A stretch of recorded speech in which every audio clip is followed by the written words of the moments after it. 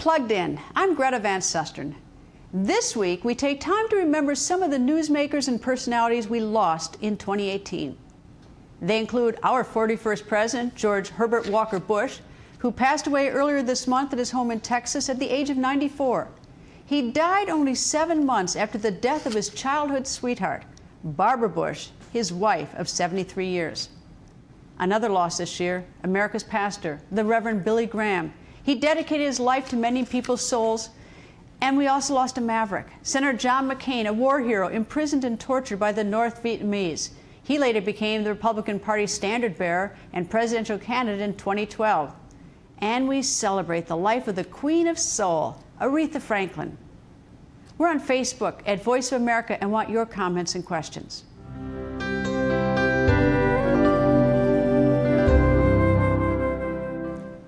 We lost some remarkable people this year. Among them, former U.S. President George Herbert Walker Bush, or 41 as his son President George W. and the nation often called him. He died at his home in Houston, Texas. He was 94.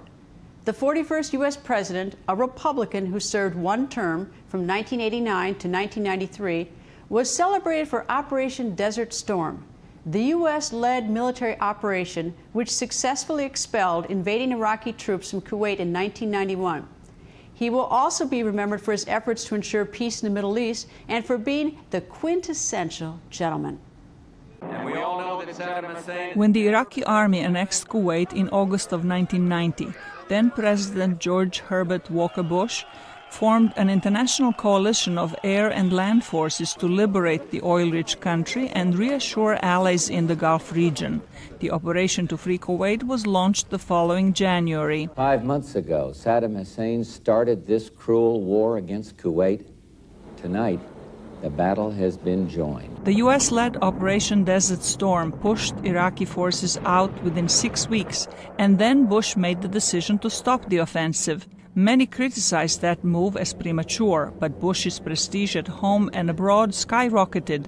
He used it to revitalize the Arab-Israeli peace process, and this effort resulted in the Madrid Conference later that same year. His attempts to restore order in violence-torn Somalia in December of 1992, during the last weeks of his presidency, was less successful, and the fighting continued into the Bill Clinton presidency.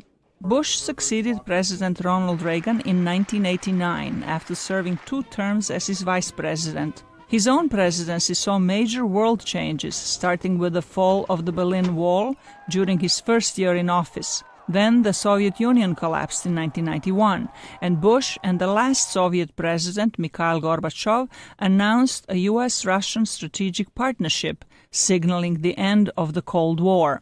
But on the domestic front, Bush disappointed by reneging on his campaign promise to cut taxes. Read my lips. No new taxes. The Republican president was forced by the Democratic majority in Congress to raise tax revenues to curb the nation's burgeoning budget deficit.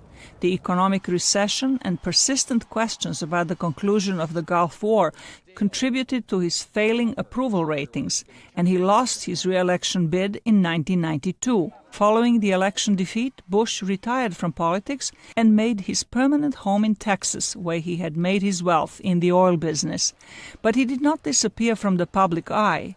8 years later, he was active in his son's presidential campaign. This boy, this son of ours, is not going to let you down. He's going to go all the way and serve with great honor all the way. In 2005, at the request of his son George, who became the 43rd U.S. president, the senior Bush joined with former rival Bill Clinton to assist in Hurricane Katrina relief efforts.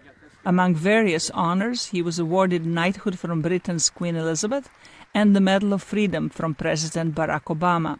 The former U.S. Navy aviator and decorated World War II veteran celebrated several of his birthdays with much publicized skydiving events, the most recent one at the age of 90. Slarica Hoke, VOA News, Washington. For some historical perspective on the life of the former president, VOA's Jim Malone spoke with presidential historian and author Doris Kearns Goodwin. Here's part of that interview. I want to start by having you reflect on some notable passings in the year 2018. starting with the former president, the 41st President George H.W. Bush, a long and distinguished career of government service, a one-term president. But as you think about his legacy, what comes to mind? Well, I think the legacy of an entire life spent in public service is so important for young people today, to see how honorable it can be when you think of which state he moved from one place to another, and always put the larger interest ahead of his personal interest, in the largest sense, I think.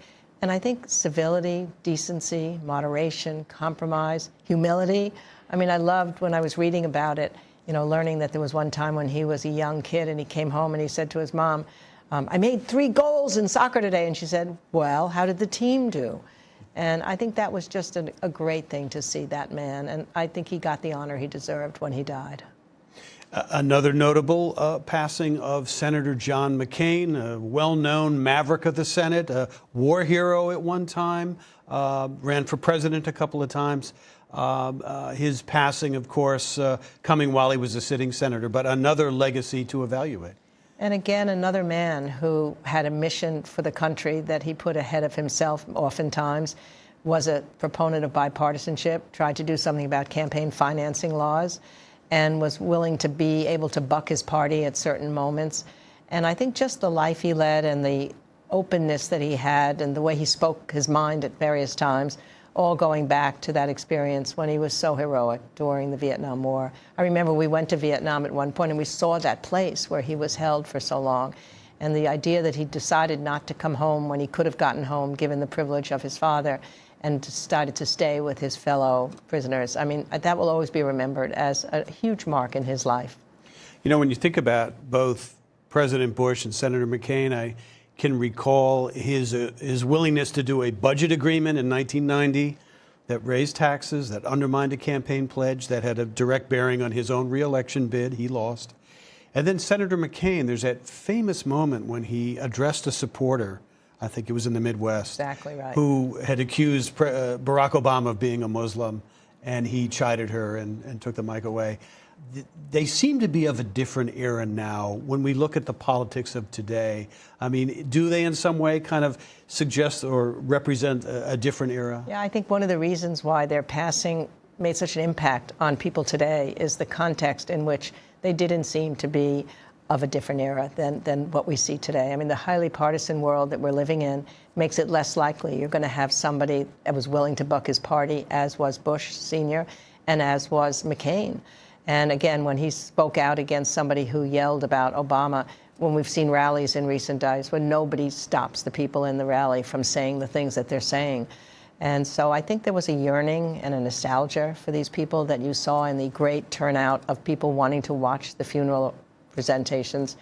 But I gotta hope that it's not just that they're in the past. We've gotta hope that maybe they're, for those few moments anyway, that we were celebrating their lives, it makes you yearn for that to come again. Unless you want to believe it can come again, it's not going to. So maybe on some people's part, they think, as I say, a young person might say, I can go into public service, it can be an honorable profession, or I can buck my party, or I can do a courageous thing. And that's what examples of historical figures show, and they are now historical figures. Hero. It's an overused term, so is patriot, but it aptly describes Senator John McCain, who dedicated his life to serving his country. He died August 25th at the age of 81, following a long battle with cancer. VOA's Michael Bowman looks back at the remarkable life of a revered statesman, war hero, and political maverick, John Sidney McCain. I would like to begin by expressing my appreciation and admiration. In his waning months, John Sidney McCain continued to speak vigorously about America. We are blessed. We are living in the land of the free, the land where anything is possible. And bluntly about perils he saw in the Trump era. To refuse the obligations of international leadership and our duty to remain the last best hope of Earth for the sake of some half-baked, spurious nationalism cooked up by people who would rather find scapegoats than solve problems.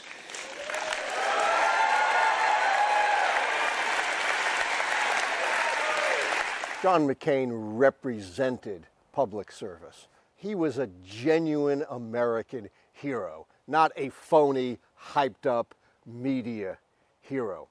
The son of a U.S. admiral, McCain became a Navy aviator and flew bombing missions during the Vietnam War. Shot down and captured by the North Vietnamese in 1967, he endured more than 5 years of torture and deprivation as a prisoner of war.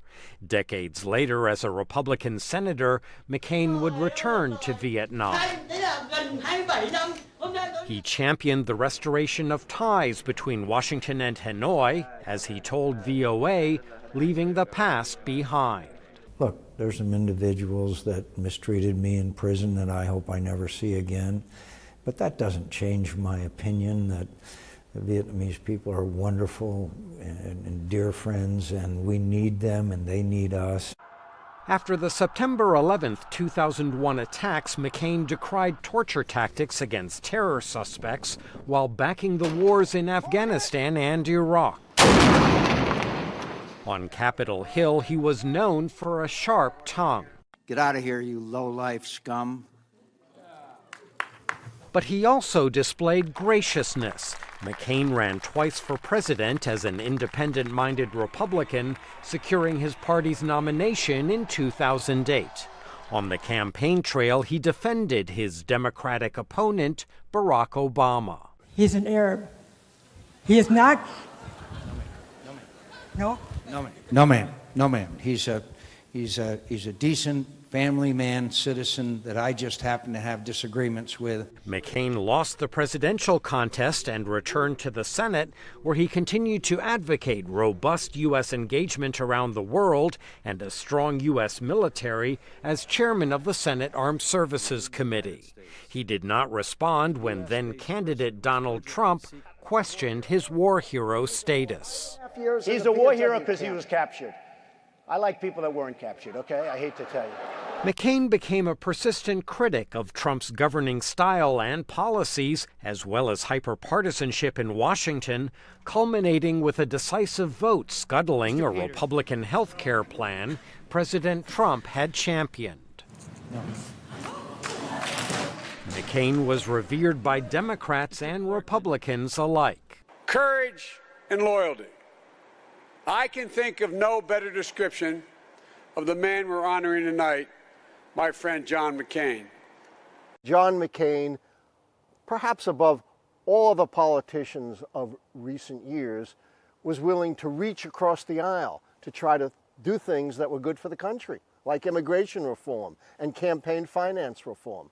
Many will mourn his passing, but McCain remained upbeat to the end.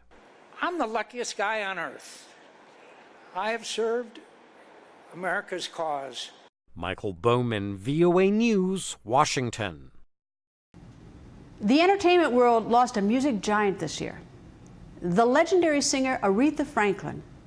In her 76 years on this earth, she sold more than 75 million records worldwide and earned 20 Grammys, including a Lifetime Achievement Award for songs like Respect, Chain of Fools, and Spanish Harlem.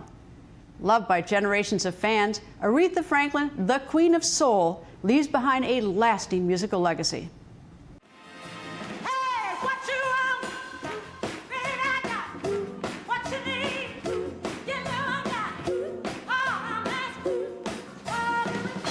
In 1967, Aretha Franklin's rendition of the song Respect soared to the top of the charts, earning the singer the first of her 18 Grammys, the recording industry's most prestigious award.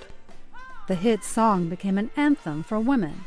But everyone wants respect. Everyone needs respect, from the young to the very old, and in the middle, male, female.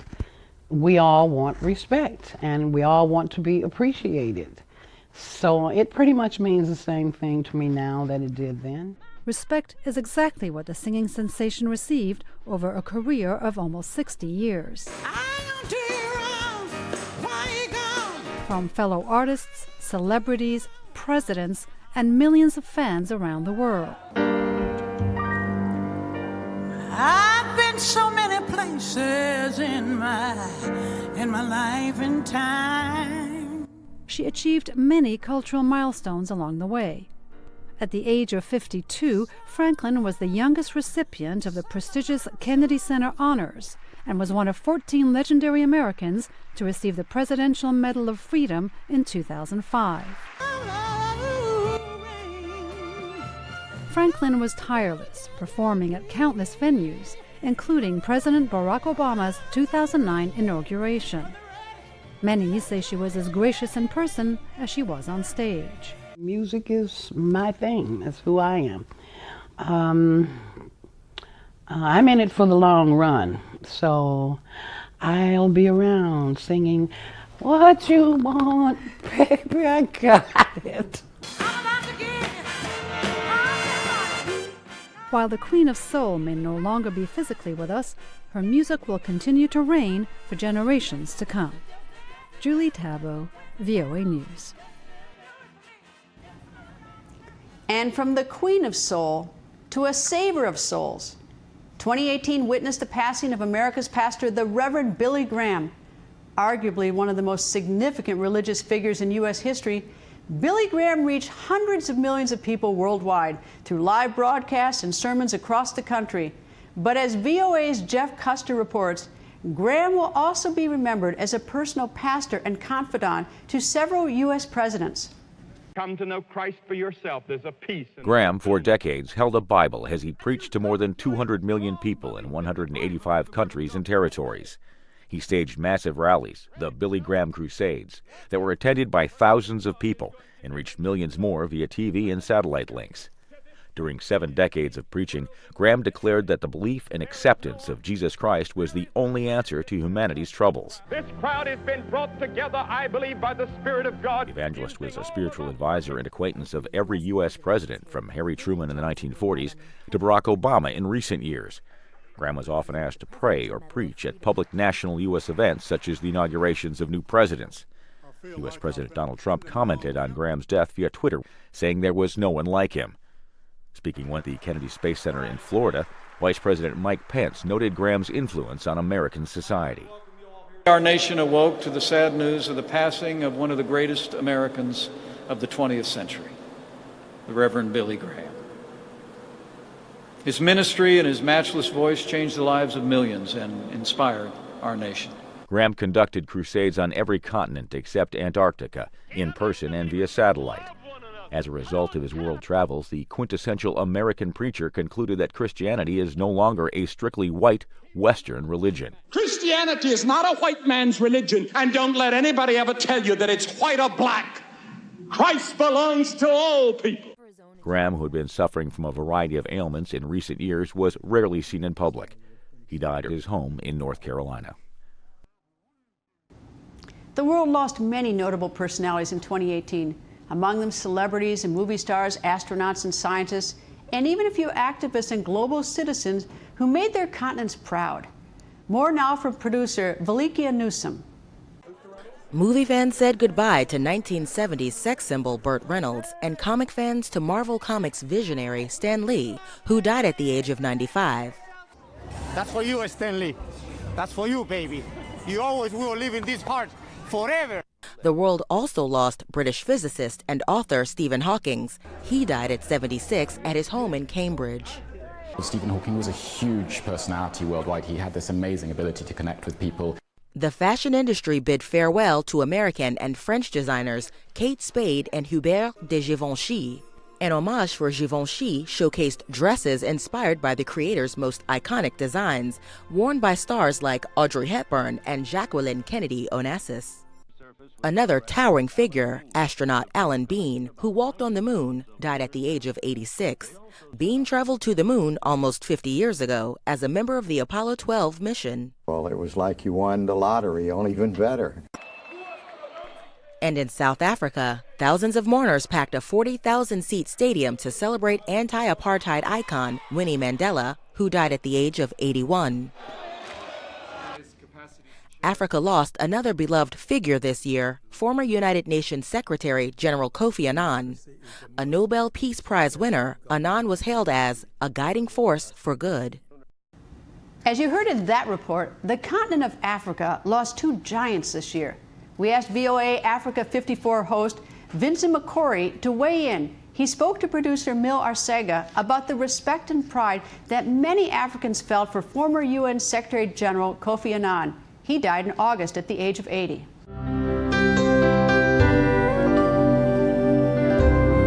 We could say he's became one of the most prominent sons of Africa, one of the most high-profile sons of Africa, very, dearly loved, especially because he wasn't like one of those African presidents who had any, reasons to be hated by members of his country. In Ghana itself, it was beyond a celebrity. It was like a demigod. It showed that an African is being listened to, that an African is being respected globally. Because remember, to get that appointment, you needed like a strong support of the United States. You need a strong support of the Western powers. And to see a black African actually getting that support and getting the votes, he won very strongly when they did the vote several times, actually, before it could be confirmed. And he demonstrated that he had endeared himself to the West also in terms of how he handled things on the continent, how he handled the UN peacekeeping missions and some of the issues that were critical, not only on the continent,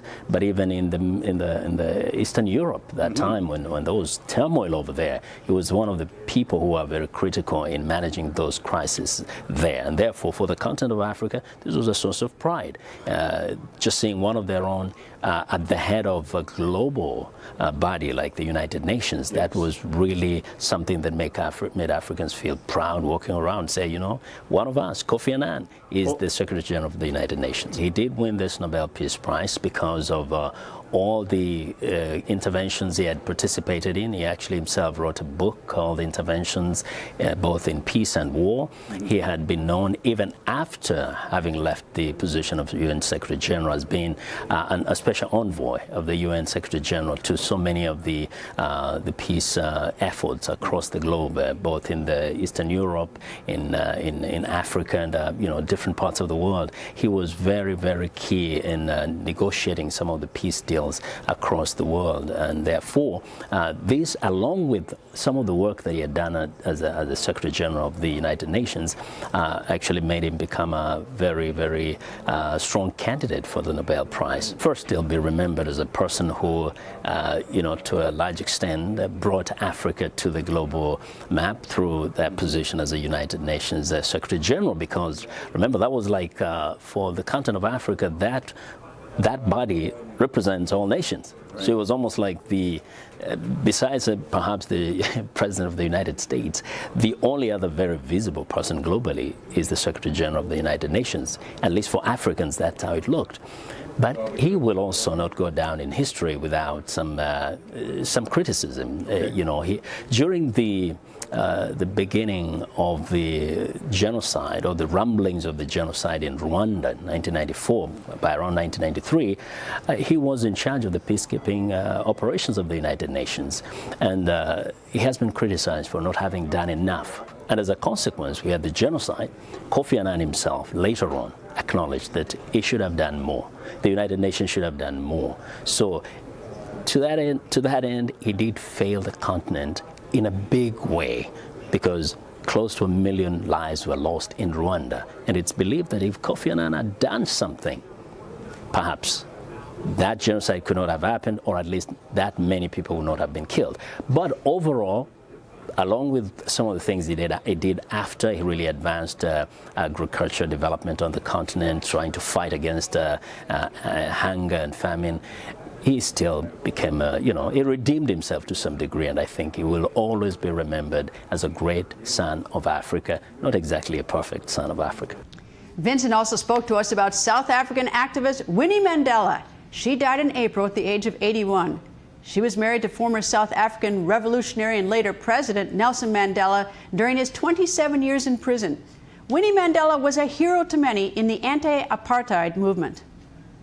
But people have to always remember that it's because of Winnie Mandela that Nelson Mandela's name and fight for freedom stayed alive. There were so many other men in prison, men and women, but Winnie Mandela, on the streets of South African cities and in Soweto and globally, she championed the fight against apartheid using her husband's name, and because of that, people constantly had Mandela's name in the news in that struggle, the name of Nelson Mandela was more prominent than the names of all the others who were in prison at that time. And all that credit to Winnie Mandela. She suffered a lot. She was harassed by the security apparatus there. She was beaten. She was detained many, many times. In fact, sometimes she was taken away from her own children. I visited the house in which she used to live in Soweto, and you would see bullet marks on the walls. And she suffered for many, many years. And many people would say, if there wasn't a Winnie Mandela, probably people wouldn't be talking about Nelson Mandela, not in the way that we talk about him, because remember, there were other men in prison with Mandela. But because of Winnie, everybody got to hear about Nelson Mandela every day. She was a great daughter of the continent and of South Africa, not only for keeping the name of Mandela alive, but actually for really being also at the head of this struggle in South Africa, ANC and the Umkhonto and Sizwe. She was at the head of that alongside with other men and women. But she was not a perfect woman, just like all of us are not perfect human beings. So there are a few things that happened, including some of the methods she used in trying to fight against those people that were perceived to be betrayers of the movement. And therefore, when Mandela came out, he wasn't exactly happy about some of the things she had done. She did it thinking she was trying to kind of rein in some of those who were seen as rebels within the struggle itself. Some kids were killed at some point, and she was blamed for that. So because of some of that and, kind of some changes I think had happened in her personality, and they clashed a little bit after that, they ended up divorcing. They just couldn't see eye to eye on a few things. But it appears like it wasn't going to be good for Nelson Mandela as the president to have a wife who had done a few things that were completely against what they stood for as the ANC, the African National Congress. Winnie Mandela was one of the most influential people, even within not only the ruling party, ANC, but in the country. When Winnie Mandela spoke, everybody listened, despite of some of our weaknesses. She was extremely controversial, but extremely popular and loved by South Africans. And so even when she died, you could see that perhaps there hasn't been any other funeral bigger than Nelson Mandela's funeral. After Nelson Mandela, it was Winnie Mandela. Yeah. She's an icon to millions of women across the continent, but also she was a great inspiration to all who fight against oppression, because she was a woman who was fearless. She did things that some men couldn't have even dared to do. She was not afraid of anybody.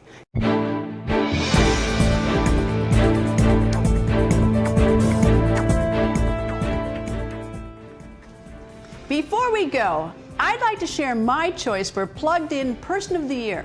He's not famous, but his mission is meaningful and inspirational. His name is Rodney Smith Jr., a man who started out simply doing a good deed, mowing the lawn free of charge for an elderly neighbor. Now his volunteerism has turned into a full-time mission. For the second year in a row during the holiday season, Rodney Smith has played Secret Santa to the homeless. He has just finished visiting all 50 U.S. states, giving away thousands and thousands of dollars worth of gifts, ranging from simply toiletries and blankets, survival items for the homeless, to specially requested gifts like shoes, cell phones, even hotel stays to those in need. In the near future, he plans to expand his operation internationally to help those in need worldwide. Rodney Smith is the gift that keeps on giving. I admire him, and he is my Plugged In Person of the Year. That's all the time we have for today. Stay plugged in by liking us on Facebook at Voice America. You can also like my Facebook page at facebook.com/Greta and follow me on Twitter at Greta. Thanks for being plugged in, and Happy New Year.